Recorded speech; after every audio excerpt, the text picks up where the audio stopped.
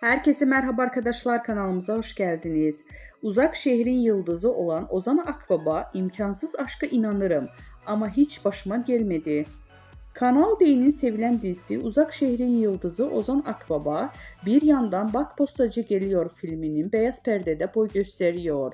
Ünlü oyuncu hem Uzak Şehir macerası hem de yeni filmi ile ilgili çok özel açıklamalar yaptı.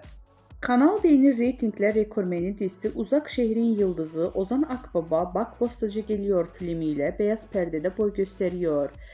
Yönetmeni Yüksel Aksu'nun babasının Osman Aksu'nun hayatını anlattığı filminde başarılı oyuncu Akbaba ile projeyi konuştuk.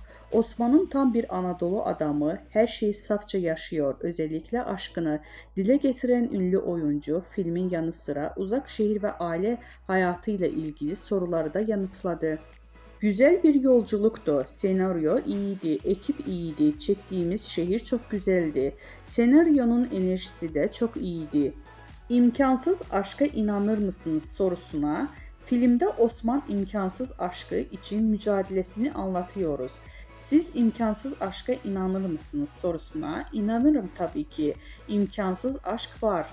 Sizin başınıza geldi mi sorusuna benim başıma gelmedi ama bir takım çıkarımlarda bulunuyor insan. Çünkü dünya üzerinde bir sürü imkansız aşk hikayesi var. Hatta bazıları çok destani ya da çok masalı. Onlarla yola çıkmak evet imkansız aşk var ama aşk güzel yapan şey zaten tek kişinin yaşıyor olması.